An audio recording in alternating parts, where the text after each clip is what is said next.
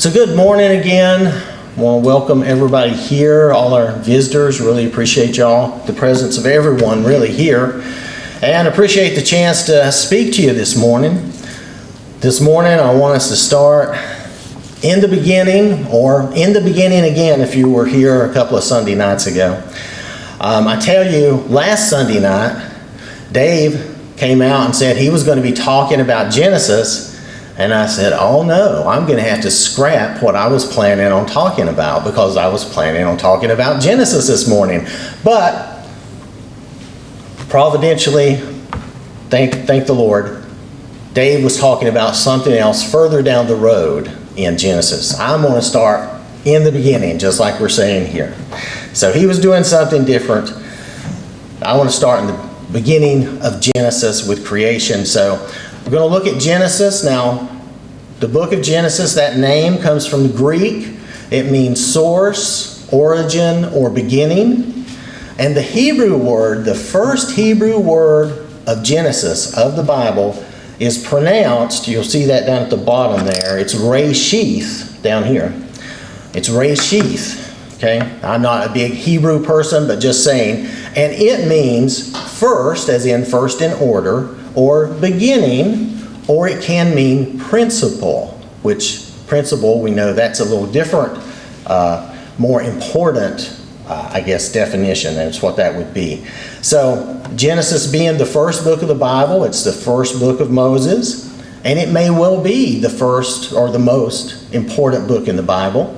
So we could say it's a principal text because everything starts here. The first 11 chapters really establish creation, how everything was created. It shows how wicked and rebellious people are. We see sin and corruption enter into the world. And then we see the flood, the Tower of Babel, and God dispersing people across the world.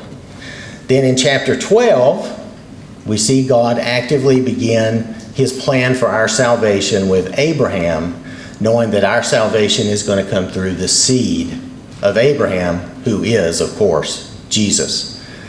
So the purpose of Genesis, especially here in these early chapters, in the first chapters, the purpose is to answer these questions of life. These are questions that people ponder all their lives and never realize the answers are right here, just very easy to find. Where did everything come from? How did I get here? What is my purpose? So God has given us these answers here in Genesis. We're not going to hit all those answers today because we're not going to get that far today. In the beginning, God created the heavens and the earth, Genesis chapter 1, verse 1. The Bible and Genesis in the very first verse is very controversial today. Giving credit to God for creation, that is really not a popular viewpoint sometimes with some people. Some people can be very angry and very scoffing and, how stupid are you? Or, can you prove this God to me? Show me this God. I want to see this God, right? How can you believe the fairy tale? That's another type of opinion we get, right? But as we see in the Bible, really, that's just the normal state of people. Without God, our normal state is to be rebellious against God. Our human nature does not want to believe in God because if we believe there is a God, we can't just do everything we want when we want to do it. And if we believe in God, in the God of the Bible, there are consequences to our actions. So if there is God, and God created everything, there is a being greater than us. And you can see, we're not going to get to this either, but you can see in Exodus with Pharaoh, one of the problems with Pharaoh was he could not believe in a God greater than himself. So another issue we see with people and the Bible, there's this idea of the Bible versus science. Like you can't have the two, right? But that's really not true. That's really not an accurate way of looking at it. True science, hard science, all the facts agree with the Bible. It's only the theoretical science, man's ideas, that disagree with the Bible. These are things, and you can see on the top row, the Big Bang, evolution, and all that. None of those things are proven or can be proven. So those are the ideas of man, and they disagree with what God teaches us straightforward in the Bible. You see the bottom part of that is pictures of God's account in Genesis. So we just want to realize that that's, again, part of that rebellious nature of people, that we, without God, we want to decide things for ourselves, and we want our ideas to be preeminent. Now, as Christians, unfortunately, we've also let some of these teachings creep in. We've let some of these things creep into our beliefs and sometimes even into our teaching. So we want to be aware of that. I want us to study the book of Genesis, and this will probably be a long time, and understand, though, that it is the eyewitness account of the only one who can give us an eyewitness account, especially when you look at creation and these first 11 verses. The only one who's an eyewitness to all that is God. And Genesis is a historical narrative from God given to Moses, right? And Moses wrote this down. Moses would not have known all these things without God. Now, tradition has it that the Lord gave this to Moses, Genesis and the other books, and we know he did give them the other books and the law. But he gave the book of Genesis to Moses as they wandered in the wilderness. And that kind of makes sense. They had 40 years to kill. What are you going to do with that much time, right? So God's going to give you all this information. He's going to tell you everything you need to know. And that's what he was doing. Now all the books of Moses, of course, were finished before they went into the Promised Land, because Moses did not go into the Promised Land. We know that he died outside of the Promised Land. So they were all written before then. Also, the books, Genesis and the other books that Moses wrote, we know that they are written to the nation of Israel, right?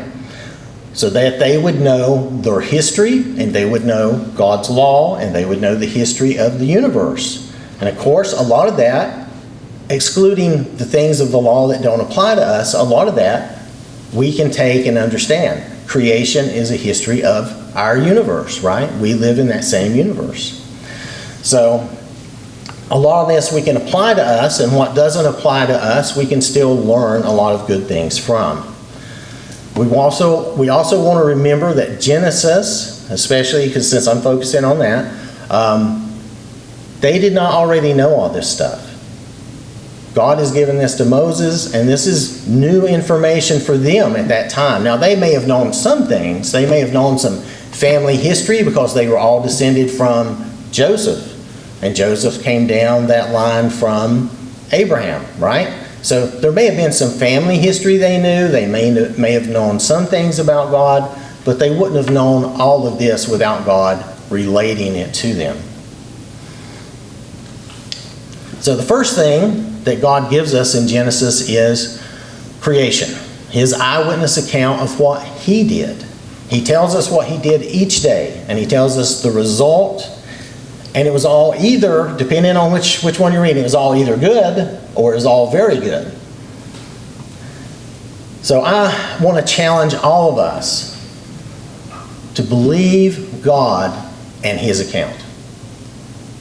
Because if we won't believe God at the very beginning of the Bible, if we don't believe he's telling us step by step what he did, why would we believe any of the Bible? If you don't believe this first part. If we start calling God a liar in the very beginning of the Bible, we're doing the same thing Satan did, because that's the first thing he did with Adam and Eve. He basically told them not to believe God. God is not telling you the truth, right? So we want to make sure that we don't fall for that we don't have that problem. So trust God that what he's telling us is what he did. How he did it to the best that we can understand, of course, he's God, so we don't understand everything that God knows. And that we see the results are what he says they are. So we're going to focus mainly this morning here on day 1, Genesis chapter 1, verses 1 through 5. There'll be a few other verses, but this is the main focus of what we'll be talking about. And I want us to see these things. What does God create here in day 1? How does he create it? And why is he creating everything? So let's start with Genesis chapter 1, verses 1 and 2. In the beginning, God created the heavens and the earth. The earth was without form and void, and darkness was on the face of the deep, and the Spirit of God was hovering over the face of the waters. So even just the very first verse tells us a lot if we just slow down for a moment and look at it. See, the Bible does not argue for God's existence because it's coming from God, right? So instead, God just tells us here that everything in existence is from him, dependent upon him. In the beginning, God. Well, the beginning of what? The beginning of everything we know. God is telling us how everything got started. How did everything come to be? And it's in the beginning, God. So, who was there at the beginning? It's God, right? He's the answer. God is telling us of his eternal being. He is existing before creation. He is existing before time. He is the great I am. He has always been. So he exists before time and outside of time. Then, of course, we talk about what did God do? Well, he created, right? He created all the universe from nothing. Now, this is just the first little part of this, but he is telling us of his omnipotent power in creation, and he's telling us of his intelligence and his wisdom to be able to create everything. We can see a little bit of this reflected in Hebrews chapter 11, verse 3. By faith, we understand that the worlds were framed by the word of God, so that the things which are seen were not made of things which are visible. And this verse means basically that the universe was created by God. He created it. He called it into existence out of nothing, as far as we can tell. He just created everything himself. Now, some people believe and they want to insert like billions of years between verses 1 and 2, but you can't really do that because when you read them together the way they're supposed to be read. Matter of fact, the first 5 verses are basically a paragraph that's all about day 1. And when you read it all together, it makes perfect sense. If you try to put stops and billions of years in between the verses, you really ruin the context of what God is telling us.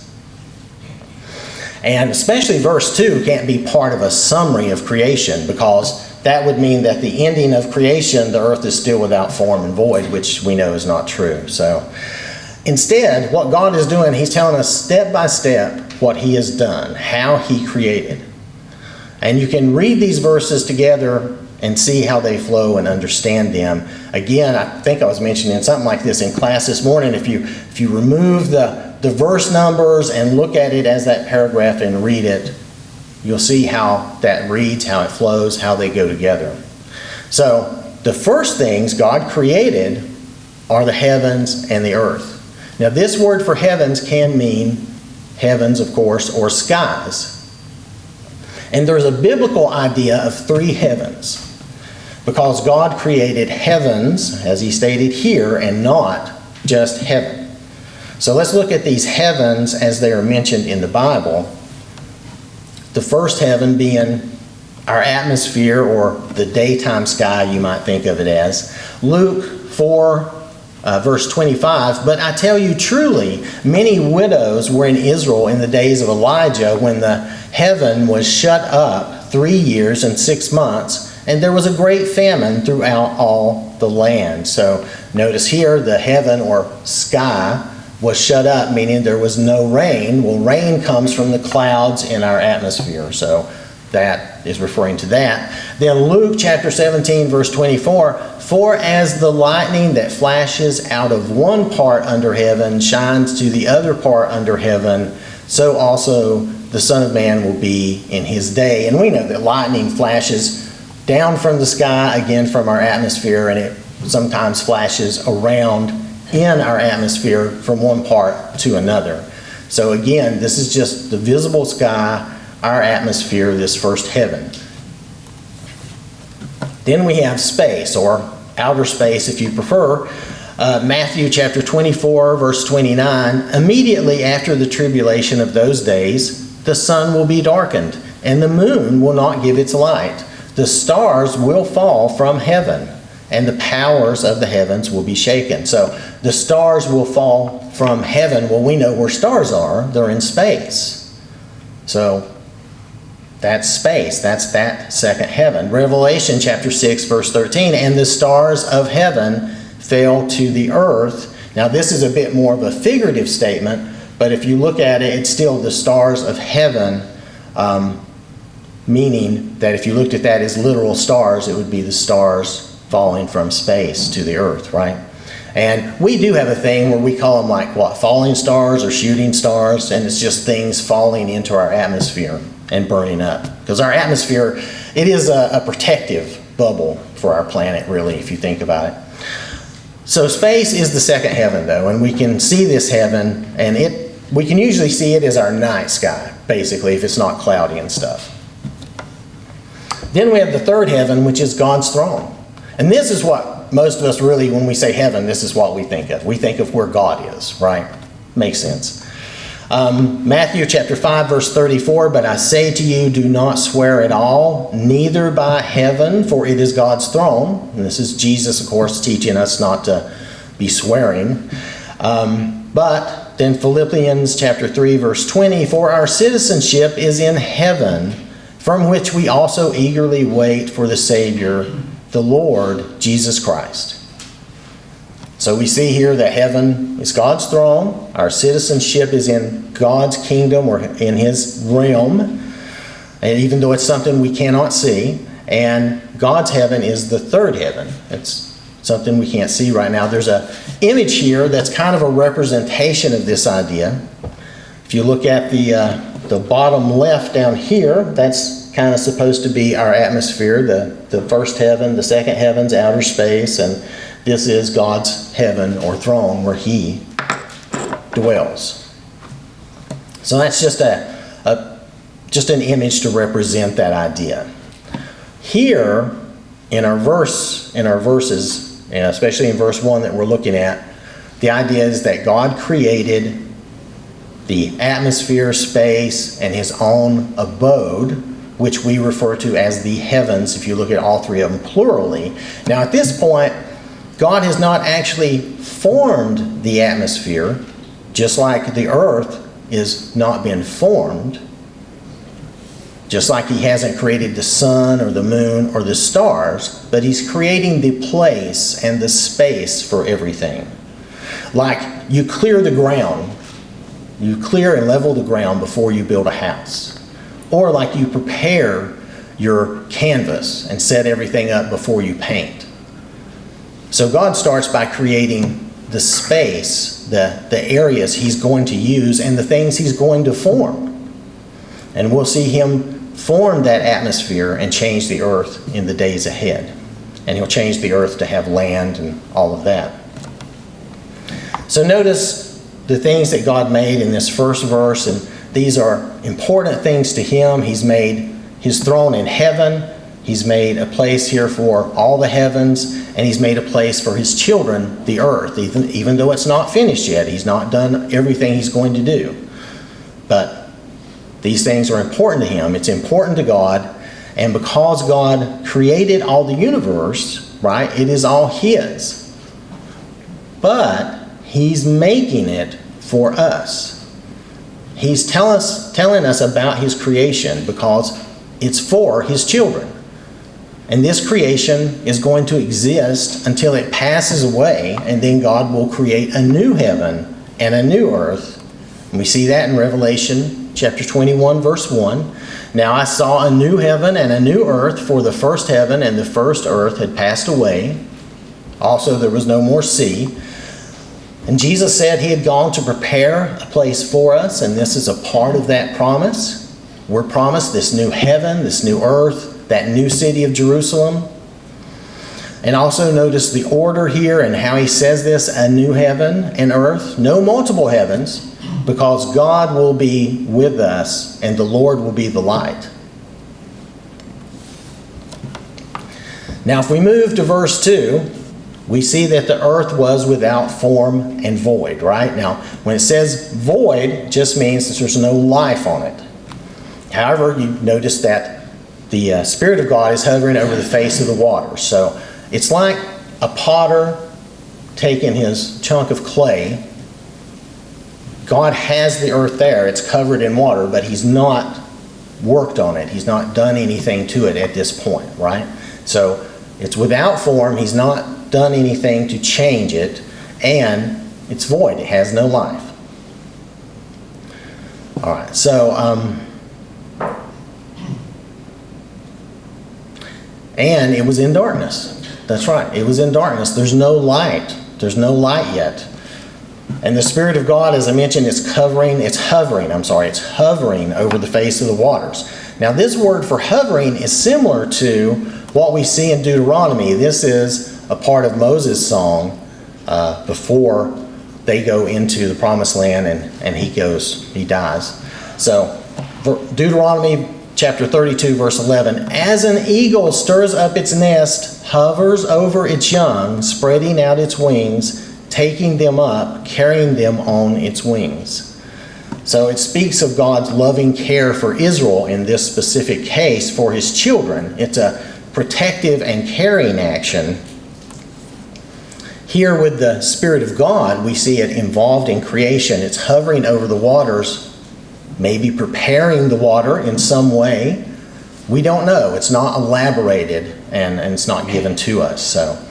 But we also know that Jesus is involved in creation, even though he is not directly mentioned here in Genesis. If we look at John chapter 1, verses 1 through 5, in the beginning was the Word, and the Word was with God, and the Word was God. He was in the beginning with God. All things were made through him, and without him nothing was made that was made. In him was life, and the life was the light of men, and the light shines in the darkness, and the darkness did not comprehend it. Now there's a little aside on verse 5 where it says the darkness did not comprehend it. That can also be translated as the darkness did not overcome it. And the Greek word kind of implies both. And if you think of the darkness as Satan and evil, both of these would be true. Evil did not comprehend and evil did not overcome the light of Jesus. So just a quick aside on that. I really want us to see, though, that Jesus was there in the beginning making all things. According to John, Jesus is the Word of God. So notice the focus of God and his Spirit is on the earth, where he will create us, his children, and he's preparing things for us. So the earth and what he is about to do is important. Notice there's no other planet mentioned, just in case. I know sometimes we want to believe in aliens, but I don't see anything that would reference anything like that. But we will see that creation is really focused here on the earth where God makes his children. So if we look at the next verses, Genesis chapter 1, verses 3 through 5, then God said, "Let there be light," and there was light. And God saw the light, that it was good, and God divided the light from the darkness. God called the light day, and the darkness he called night. So the evening and the morning were the first day. There's a whole lot of stuff going on here.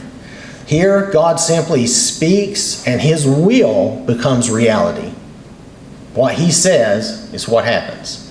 And this is the power of God. We might wish for such power, But we do not have that, and probably thank the Lord, because we would abuse it, I'm sure.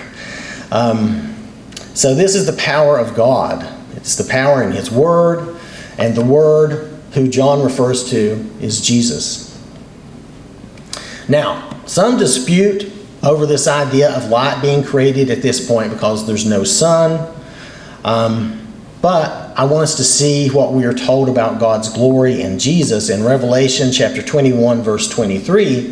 The city had no need of the sun or of the moon to shine in it, for the glory of God illuminated it. The Lamb is its light. So this idea here is the very glory of God lights the new city of Jerusalem, that new heaven, that new earth that we think of. And Jesus is its light. And if we look at Hebrews chapter 1, verses 1 through 3, which, if we read this here, God, who at various times and in various ways spoke in time past to the fathers by the prophets, has in these last days spoken to us by His Son, whom He has appointed heir of all things, through whom also He made the worlds, who, being the brightness of His glory. Jesus is the brightness of God's glory, and the express image of His person, and upholding all things by the word of His power, when He had by Himself purged our sins, sat down at the right hand of the Majesty on high. This is just further confirmation that all things were made through Jesus, and that Jesus is the brightness of God's glory. So here we see in verse 3, God created light. He has the idea of it, and the way it exists, and the way it works for us here. The very concept, all of it, He created that. So, and this light is the very first occurrence of light in this universe. It did not exist before. That may be hard for us to imagine, but this is where He created light. And really, if you look at a very rough, I guess more primitive translation, there's just like two Hebrew words, and it means like light be or be light, depending on which way you want to put those words. So He just said, and again, it was. He said, be light, and there was light. So God and His power are all the source of light. And this is the very first time we see light here. Light came into the universe through this power of God. Now in verse 4, God says the light is good.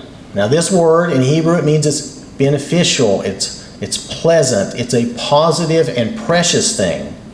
It's a very good thing.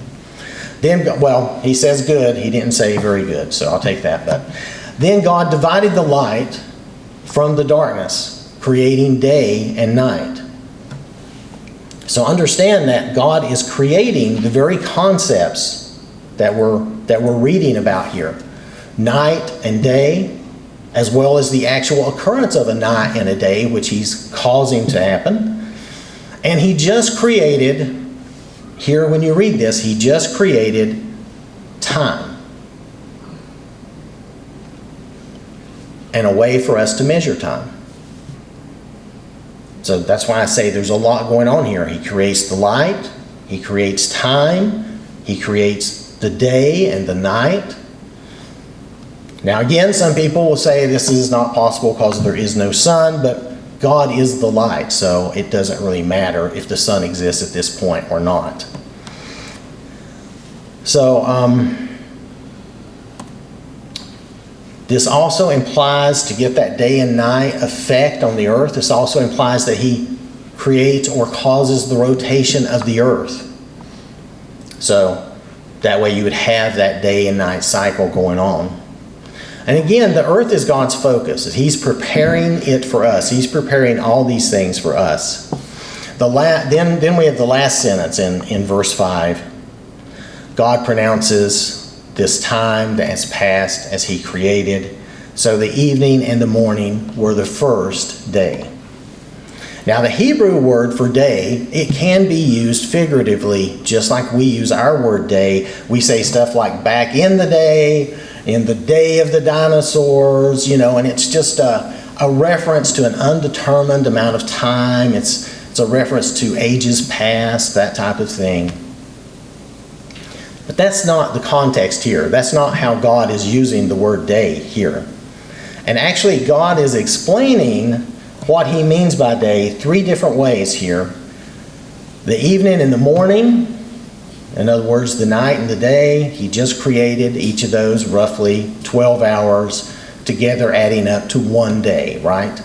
So there's that. And in the Hebrew, God plainly says the first day. Now, you can read it as one day, and every translation seems to agree, at least every one that I looked at, that it's either first day or one day, as in a single day. That is the Hebrew meaning. There's no way to make that multiple days or eons of time. However, first day is more appropriate. And there's a good reason for this. If you look down at verse 8, which I did not put up here, but if you look down at verse 8, you'll see that he says the second day. And all the translations agree that's the second day. So God is plainly numbering the days. Again, he's plainly making sure we understand this is a 24-hour cycle. He's teaching us that he's doing all this a day at a time. So he's numbering each day as he goes, reinforcing that idea. This will be important later, because when he establishes the Sabbath, he refers back to this, and he tells them, just like I worked for 6 days, you're going to have a Sabbath rest on the 7th day, because I rested on the 7th day. And he's going to refer back to this. He's setting that example. So there is one example we can look at too, where God uses a kind of similar language in Leviticus, and again it does refer to one of their days. This is the Day of Atonement. Leviticus chapter 23 verse 32. It shall be to you a Sabbath of solemn rest, and you shall afflict your souls on the 9th day of the month at evening. From evening to evening you shall celebrate your Sabbath. So God just describes how they shall take this Sabbath rest on this particular holiday. And he calls it evening to evening. So they know it begins in the evening and it ends at the next evening. And this is really the same as they do on the Jewish Sabbath day anyway. It starts Friday when the sun goes down and it ends Saturday when the sun goes down. That's how they do their Sabbath. So they do evening and morning as that 24-hour day. You can think of it that way, or you can say night and day. So, this is the first day of creation, these 5 verses. This is what God has accomplished. And if we think of this as a day of really preparation and establishing everything he's going to use in the next 5 days, 5 days of creation. There for a second I couldn't do my math, right? But he created the heavens and the earth. He created light. He created day and night. He created time. All these basic things for the universe he's creating in day 1. Now there are people and scholars again that they just want to inject billions of years in here for various different reasons, but it just doesn't work. These 5 verses are day 1. They go together telling how God prepared and did everything step by step. If you read it as it's written, as it's meant to be, there's no place for these eons of time. There's no place for those billions of years to have been expressed. And God would have expressed it if that was the case. He would have just plainly said so. The language is here to do that. But if we read it, if we just read it, I'll try to read it the way it should be read so it flows correctly. In the beginning, God created the heavens and the earth. The earth was without form and void, and darkness was on the face of the deep. And the Spirit of God was hovering over the face of the waters. Then God said, "Let there be light." And there was light. And God saw the light, that it was good. And God divided the light from the darkness. God called the light day, and the darkness he called night. So the evening and the morning were the first day. If we read it the way it's meant to be read and it flows, you can see that there's nowhere to put in all these billions of years, eons of time, all that. I'm sorry, I keep harping on that because it's something that we need to understand. If we're going to believe God, if we're going to believe Him, then we've got to read this the correct way and understand what He's telling us. And just notice that God is being very explicit. We're going to see this in the coming days. Evening and morning, the first day, it'd be evening and morning the second day, and He goes on down through the third, the fourth, fifth, and sixth day. He's purposefully making it clear. So He's going to repeat that each day. And in closing, I just want us to realize something. When we read this, when we read the account of creation, it's all about God. We read about His power, His glory, His design, His creation, how He creates, and we're just amazed by that, and we should be. And we should be thankful and grateful. It's amazing to even think about all of this. But then there's another thing to think about. God is doing all of this for us. He's preparing an entire universe for us, His children. All the marvels and mysteries we see, God created for us to stir our hearts, our imaginations, to strengthen our faith, and to draw us to Him. So I keep saying in class, in our Matthew class, that Jesus has a reason for everything He says. He's not just saying random things. None of it's random. The same is true for creation and for what God is telling us here. None of it is random. It all has a purpose. It's all for us. It's meaningful to us. God prepares everything else. And then down in verse 27 on day 6, He creates man. People are the last thing that He creates there. Not because they are the least of His creation, but because He's created everything else for them. He's prepared everything for us before He creates us, His children. So in those verses at the end of the chapter, you'll see that God gives us dominion, and then He says that everything is very good. And we'll look at Genesis chapter 1, verses 27 and 28. I kind of want to leave us with these ideas here. So God created man in His own image. In the image of God, He created him. Male and female, He created them. Then God blessed them, and God said to them, "Be fruitful and multiply. Fill the earth and subdue it. Have dominion over the fish of the sea, over the birds of the air, and over every living thing that moves on the earth." So God created us in His image to be His children, to learn from Him, to follow Him, so that we would be holy like He is holy, so that we would be good like He is good. Because God is only good. That's all He is good all the time. So then, if you look at this blessing for us, be fruitful, to grow, to increase in every way, you can think of it as to be successful, to grow wiser, to grow kinder, become more like God, producing the fruit of God, which is not just physical things, but to have that fruitfulness that God has. And then He does say multiply, have children. The word for multiply is to become many. So basically saying just go and have lots of children, fill the earth. That's the next thing He says, fill the earth, and then subdue it. But He gave us this whole planet to inhabit, and it sustains us, and it will sustain us. God tells us to subdue the earth. In other words, we're to bring it under control. We're not to waste it and ruin it or burn it to the ground, but we're to control it and use it to our benefit as God intended. He's prepared all of this for us again.